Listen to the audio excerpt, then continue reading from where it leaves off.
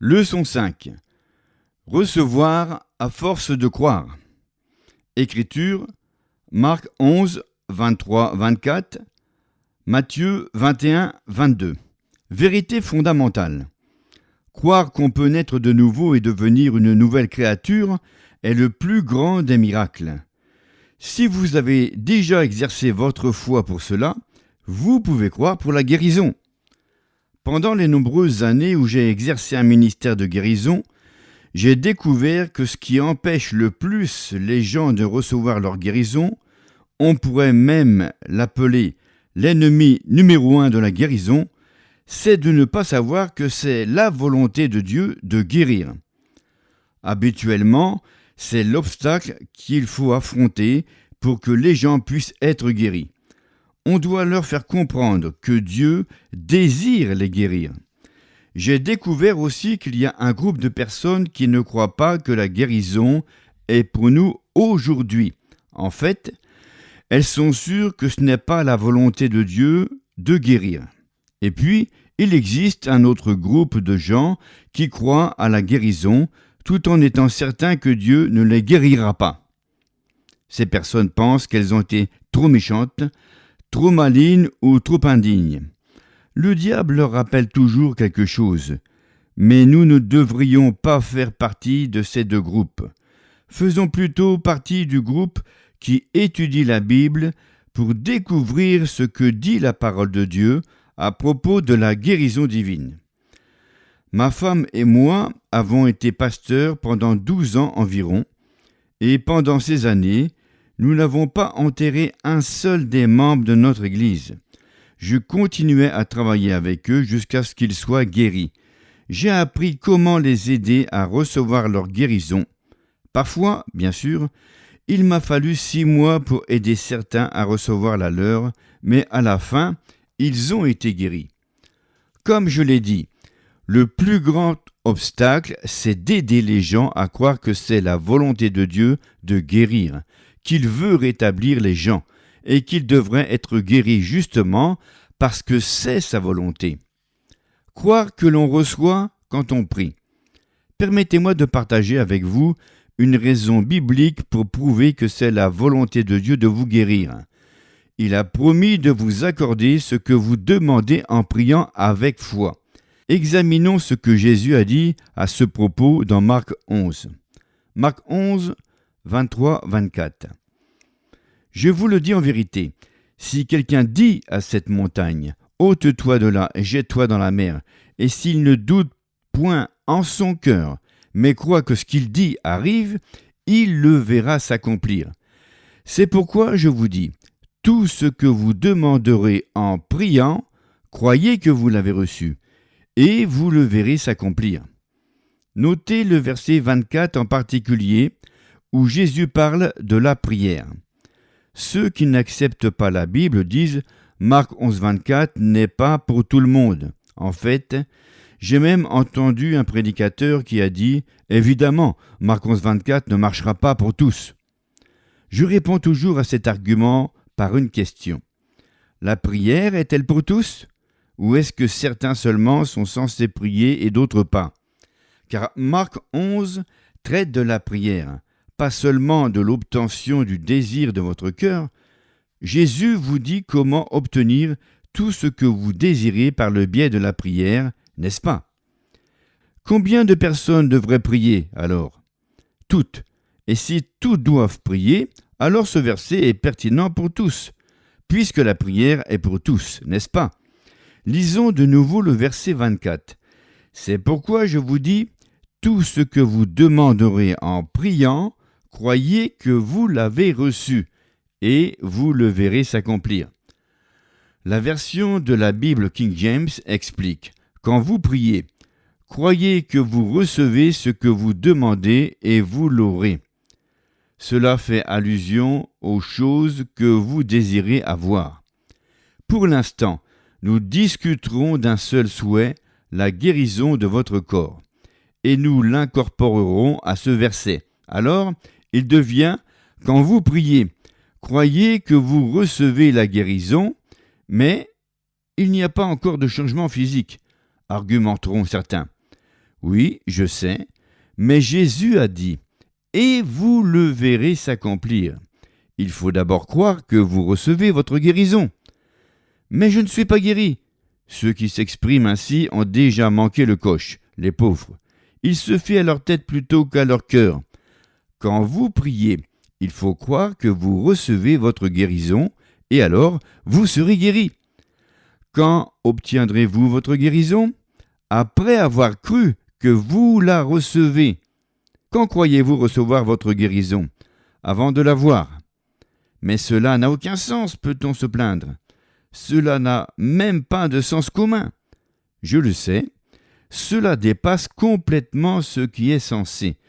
Avez-vous lu Ésaïe 55, verset 9, où Dieu déclare « Autant les cieux sont élevés au-dessus de la terre, autant mes voix sont élevées au-dessus de vos voix, et mes pensées au-dessus de vos pensées. » Cette façon de penser va au-delà du bon sens, tout comme les cieux dépassent la terre.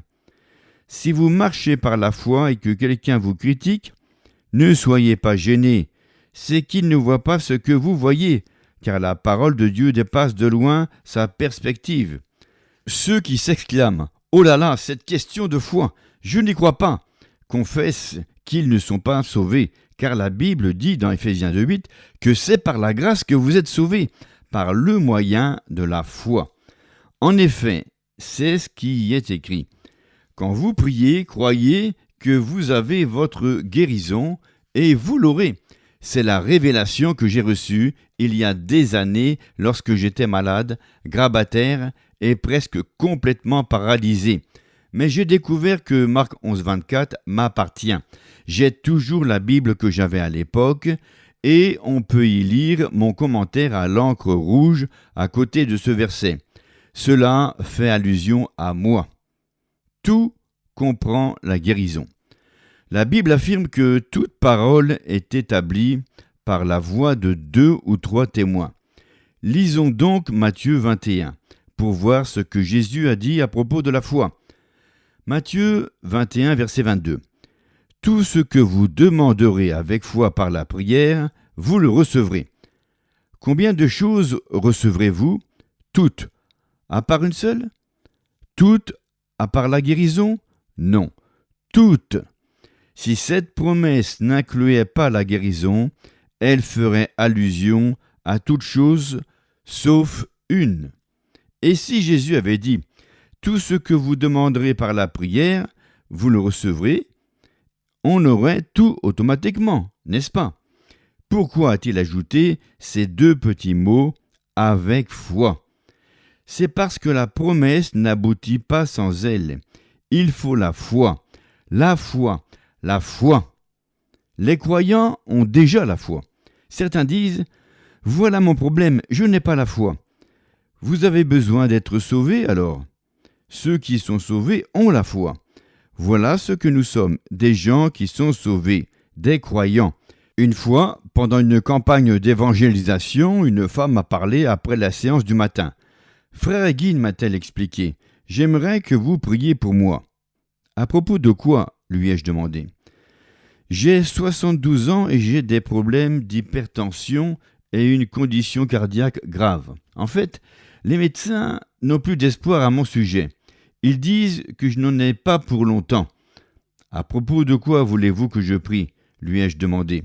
« J'aimerais que vous priez que j'ai la foi d'être guéri. » Je ne vais pas le faire. J'ai refusé catégoriquement pour attirer son attention. Cela a bien marché. Non? Et non, madame. Vraiment? Oui, vraiment. Ça alors? Me rendant compte qu'elle me prêtait attention, j'ai demandé « N'êtes-vous pas croyante? N'êtes-vous pas enfant de Dieu? N'êtes-vous pas sauvée? » « Oh oui, je suis croyante. » Alors, je n'ai jamais entendu parler d'un croyant qui ne croit pas. Vous avez déjà cru pour le plus grand miracle qui soit. Croire pour naître de nouveau et devenir une nouvelle créature, il n'y a rien de plus miraculeux. Si vous avez déjà cru pour ces choses, vous n'avez pas besoin d'une plus grande foi. J'ai poursuivi. Supposons que vous ayez un petit-fils qui fasse ses études ailleurs, à qui vous écririez une lettre de temps en temps. Est-ce que vous ajouteriez toujours à la fin « N'oublie pas de respirer » ? Bien sûr que non, car s'il respire déjà, il va continuer à le faire. Et s'il ne le fait pas, tous vos rappels ne serviraient à rien. J'ai expliqué. Vous êtes croyante.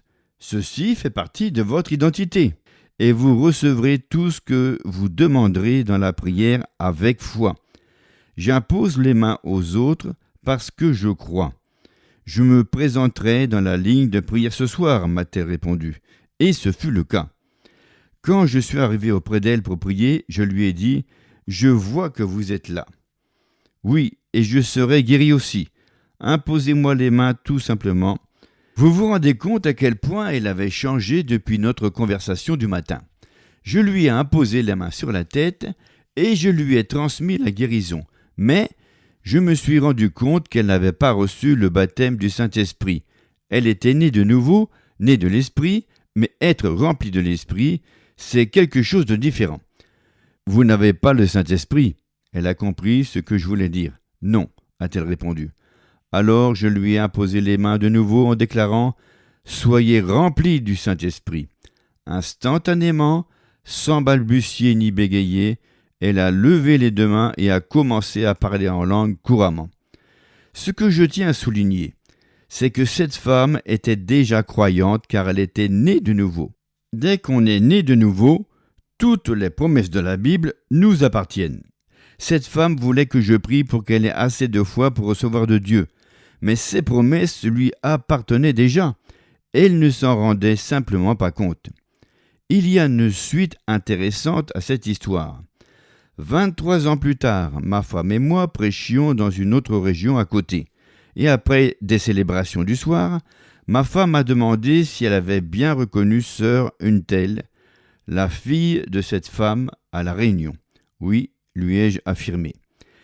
Elle était partie avant que ma femme puisse lui parler ce soir-là, mais elle était de nouveau à l'église le lendemain matin, et Auretta et moi avons pu passer du temps avec elle. Nous nous demandions si sa mère était toujours vivante. Elle avait 72 ans lorsque j'avais prié pour sa guérison. Si elle était toujours en vie, elle devait en avoir 95. Nous avons demandé à la fille si sa mère vivait encore. « Oh oui, comment va-t-elle ? Elle se porte à merveille. Vous savez, frère et sœur Égine, elle a 95 ans et c'est seulement depuis peu qu'elle ne conduit plus le soir.